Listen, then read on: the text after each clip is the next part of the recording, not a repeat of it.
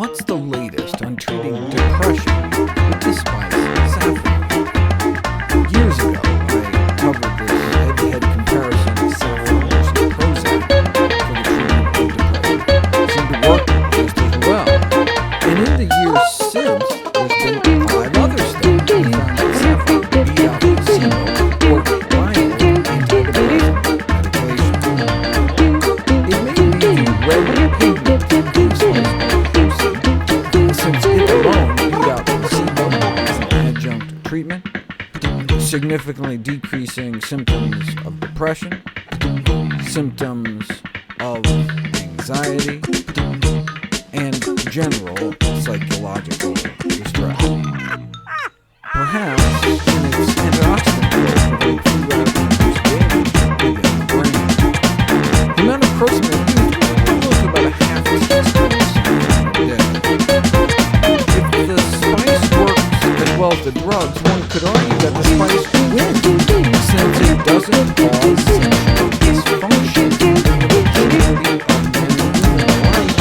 Most prescribed antidepressants with drugs like Prozac cause adverse sexual side effects in about 70% of people taking them.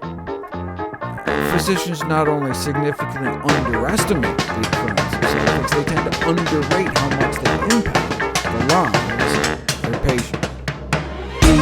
Not only is this not a problem with saffron, the spice may even be able to treat it.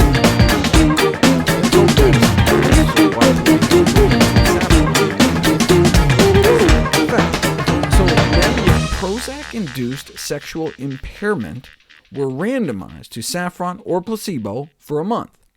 And by week 4, saffron resulted in significantly greater improvements in erectile function and intercourse satisfaction.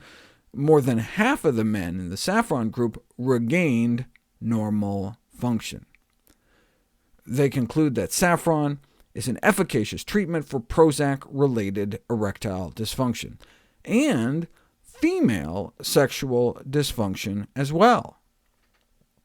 Female sexual function increased by week 4, improving some of the Prozac-induced sexual problems, but not others, so better perhaps to try saffron in the first place for the depression and avoid developing these problems, since sometimes they can persist even after stopping the drugs, potentially worsening one's long-term depression prognosis.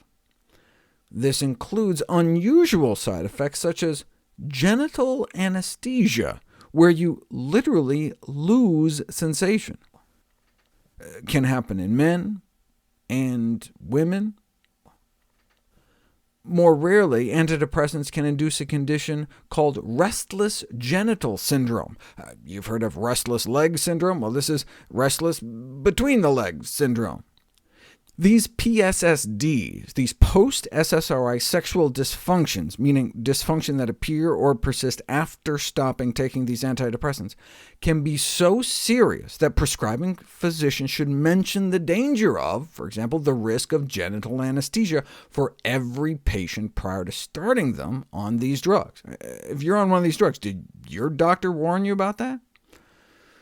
All hope is not lost, though. Evidently, penile anesthesia responds to low-power laser irradiation. After 20 laser treatments to his penis, one man who lost his penile sensation thanks to the drug Paxil partially regained his touch and temperature sensation.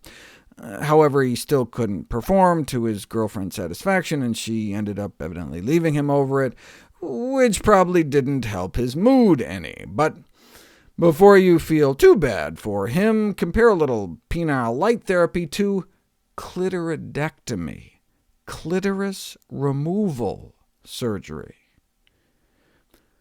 or another Paxil-related case where a woman's symptoms only improved after 6 courses of electroshock therapy.